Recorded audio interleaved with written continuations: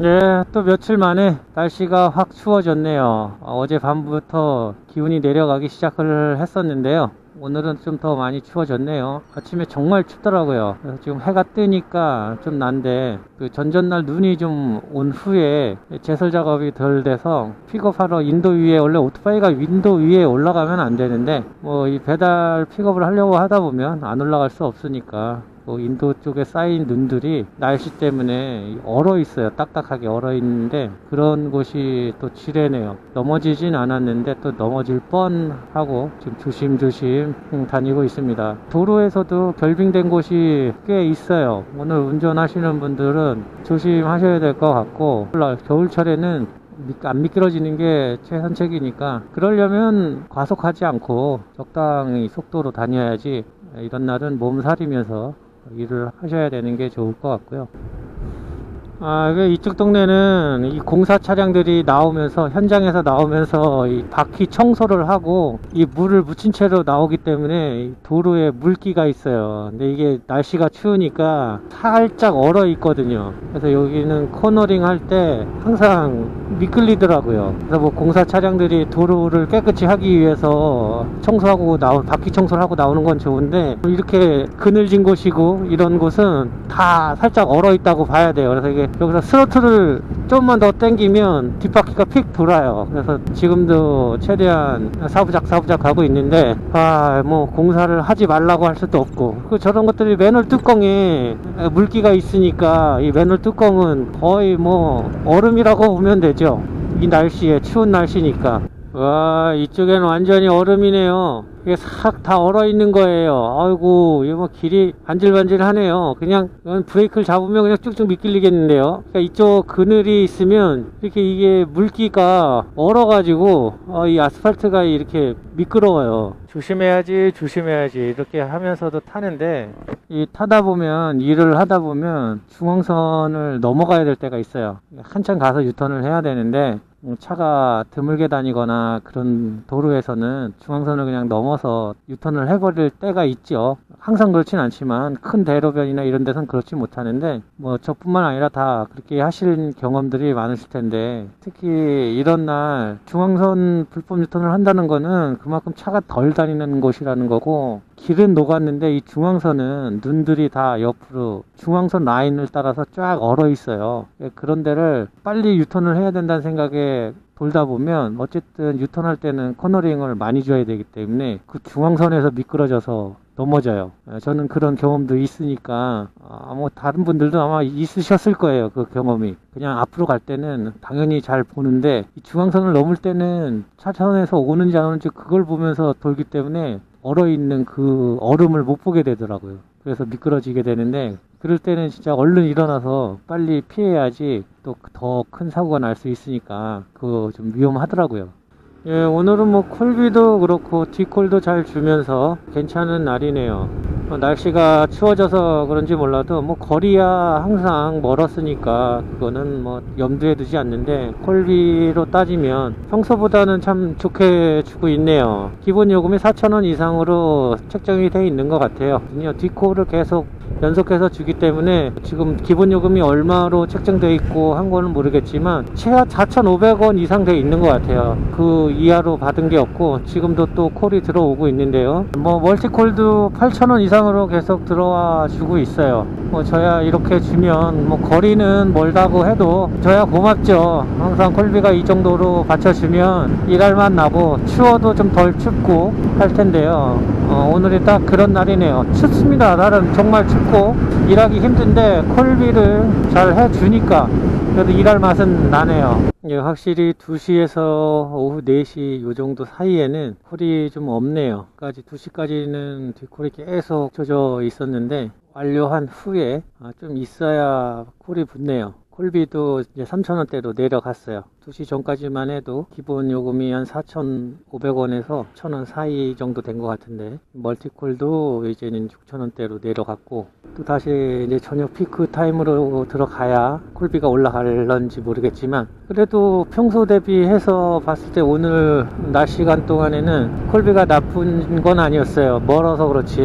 먼 거는 계속 이야기를 하지만 일반 쿠팡을 해서 가까운 거리에서 콜을 뛰기는 이제는 힘들 것 같고요. 그래도 이제 장거리를 뛰더라도 콜비가 어느 정도 맞춰주느냐, 이제 여기에 달려 있는 것 같아요. 몇 달 전에도 명함을 하나 받았었는데, 어제도 일을 하는데 어떤 분께서 명함을 주시면서 프리로 뛰고 계시냐고, 그래서 그랬다고 하니까 명함을 하나 주시면서 생각 있으시면 들어오시라고 하시면서 가셨는데, 플러스 아니면 뭐 일반 대행 사무실을 하시는 것 같고 지부장님으로 돼 있는 것 같았으니까 일반 대행을 뭐 사무실을 갖고 계시면서 쿠팡 플러스를 운영하시는지 모르겠지만 조건이 그래요. 멀리 안 가고 자기 정해진 구역 내에서 콜 뛰게 돼 있고, 강제 배차 없고, 그리고 할증 있고, 강제 유배지 보내는 것도 없고, 프로모션도 있고, 뭐 이런 식으로 좋은 조건이라고 말씀을 하시면서 쿠팡을 이제 혼자 프리로 뛰시기에는 너무 장거리 뛰시는 거 아니냐고 하면서 이렇게 저를 섭외죠, 섭외. 혼자 하지 마시고 힘든데 나오라고 하시더라고요. 그쪽 분들도 역시 이젠 배달대행도 예전엔 블루오션이었는데 지금 레드오션으로 워낙에 많아서 그런지 모르겠지만 라이더 분들을 모집을 하고 계시더라고요. 그럴 수밖에 없는 게 원래 좀 모질란 상태였었고, 하다 보니까 사무실을 갖고 계신 분들은 라이더 분들을 많이 갖고 있는 게 사무실의 입장에서는 이득이죠. 많이 띄워주고 할 수 있으니까, 그만큼 배달이 빨리빨리 빠질 수 있으니까. 하여튼 뭐 그래서 그런 명함을 받았는데 옛날 생각이 좀 나더라고요. 저도 저에 대해서 뭘 표현을 해야 될 때는 명함을 내밀었었죠. 어디 무슨 좋은 회사면 또 명함을 더 좋게 파고 하면서 그 명함 안에 들어가 있는 상호명이 뭐 대기업이다든가, 그리고 또 거기에 직위가 높다거나 하면 누구에게 선뜻 내놓기에도 좋은 명함이죠. 그게 본인을 표현하는 하나의 수단이고 방법이었었는데, 아까 낮에 명함 받았던 얘기를 하다가 지금 생각해 보니까 그런 생각이 자꾸 들어요. 내가 지금 나를 표현할 수 있는 물건이 뭐가 있을까, 이렇게 생각을 한번 해보게 됐는데요. 예전에는 저도 나를 표현한다는 생각으로 할 때 명함을 건네고 저는 이런 사람입니다 그러면서 건네곤 했었는데, 지금은 뭐 명함을 쓸 일이 없으니까 그 명함조차도 없어서 나를 대신 표현할 수 있는 게 뭐가 있을까, 나를 대신할 수 있는 게 있나 싶은 생각이 갑자기 들더라고요. 근데 없어요. 오토바이밖에 없어.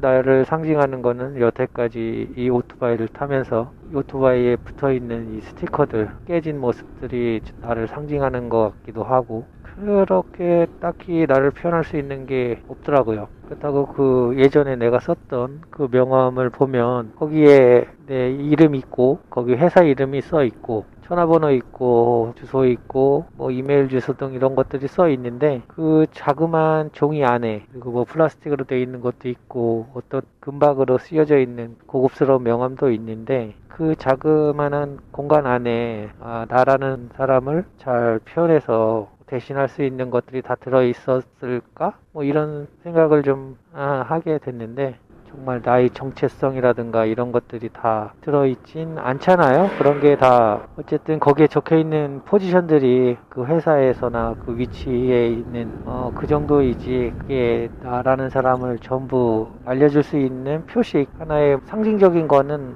아니니까. 근데 우리는 그 명함이라는 곳에 하나라도 더 넣고 싶었고, 또 좋은 회사의 이름을 넣고 싶어서 언제나 그런 삶을 살았었던 것 같아요. 명함 속에 넣을 수 있는, 솔직히 지금도 그냥 명함 넣어달라고 하면 넣을 수 있는 그런 것들인데, 그 명함 속에 있는 것들은 특징이 있는 것 같아요. 불안정하다라는 속성?